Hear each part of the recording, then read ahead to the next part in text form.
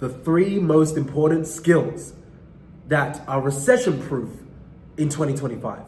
And why should you listen to me? Well, I just happen to be a 25-year-old with 35 plus staff who's generated nearly 8 figures for results and clients online using these 3 principles. And if you use these 3 principles correctly, I can assure you with high conviction and certainty that you will be recession-proof, even with the advent of AI evolving and compounding day after day after day.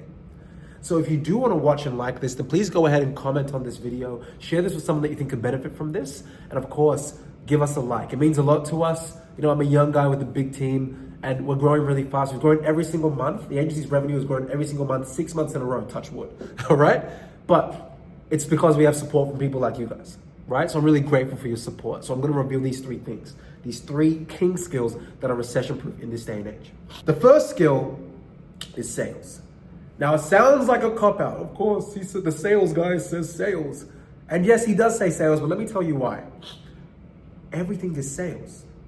When you go to if you're single, those of you that are watching, if you're single and you go to the club and you talk to an attractive girl that you find attractive, if you can't communicate effectively, then you can't sell yourself to her or to him, right?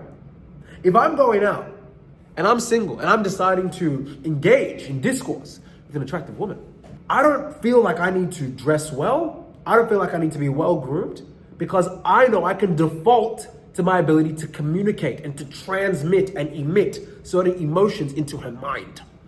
Now, I know this sounds a bit woo-woo, but communication is everything. Did you know that humans ancestrally were able to communicate sometimes not through direct language, but through storytelling, hieroglyphics, right? The Aboriginals, it was through certain chants. The Greeks, it was through storytelling. Africa, through storytelling. The victors write the books. That's a different conversation. I'm not trying to make this political, but storytelling and salesmanship is the king skill. Which leads me to my second skill, which is to exaggerate communication via marketing. Now, marketing is a very wide term. Marketing can mean anything. It can mean Facebook ads, it can mean social media, it can mean billboard, it can mean door knocking. That's direct marketing. That's also called a field marketing operation for all of those that don't know the difference between a pyramid scheme and a multi-level marketing. Let me put you on game, right? A pyramid scheme is where there's no sale of a product. It's just people getting recruited for checks. But a multi-level marketing scheme or a field marketing operation is where there's a product being sold via distribution of people. Anyway, different conversation, okay? So marketing is an exaggeration of communication. So if I can sell to you one-to-one, marketing would be YouTube because it's one to many people.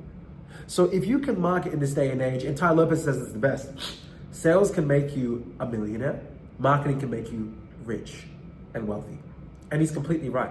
You know, I've got friends in my friendship group that make 100 grand a day, and they can't sell to 1,000 people a day, one-to-one, but they can with marketing. The third skill, and hopefully this is very obvious, is AI, right? And it sounds like a cop-out, but it is important, and maybe I'll add in an honorable mention, but AI is crucial because it is literally the way in which humans are starting to evolve. Well, let me rephrase that. It's the next tool that humans are integrating into their life. I'll give you an example. Before cars, people were on horses in carriages. So a lot of people that were great at horse riding would be in business.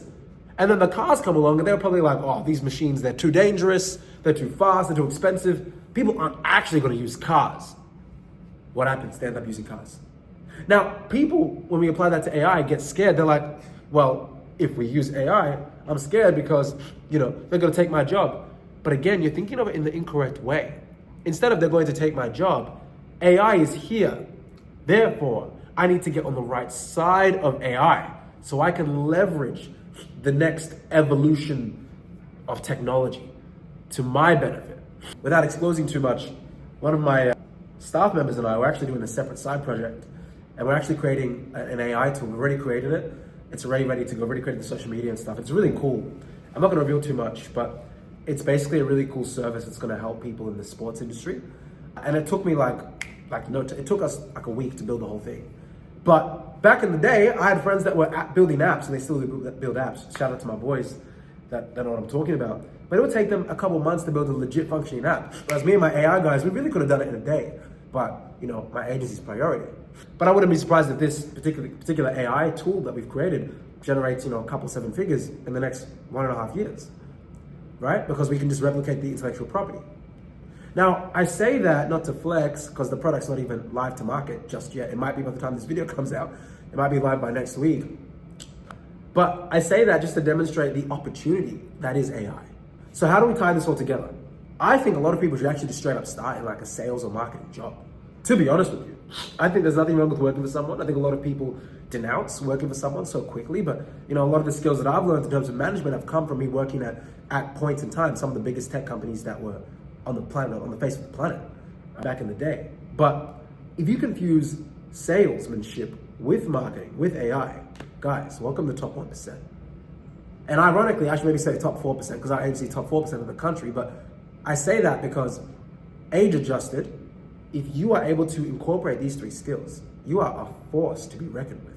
Now, if you need help on doing this properly with someone that literally uses AI in his company all the time, across his 35 staff, and we've actually generated for the healthcare industry, probably by itself, 1 to 3 million just using our AI sales and appointment setting marketing machines. You can look at one of our derivative agencies. It's called Patient Growth AI, where we just have case study after case study after case study of different aged care, NDIS care people that we've been able to acquire in terms of intakes for our clients using literally all 3 of the skills that I mentioned, AI, sales, and marketing. So you can just go ahead and click the link below. My team will reach out to show you some examples. And if you want to learn how to do it one-on-one, then one of our sales team leaders will screen you and see if you're someone that we can support or that we think we can support. And if it's a mutual benefit, then we can go ahead. But again, that's not for everyone. We're not trying to serve everyone. We're at a point where we have 5 core account managers and each account manager has a core skill set.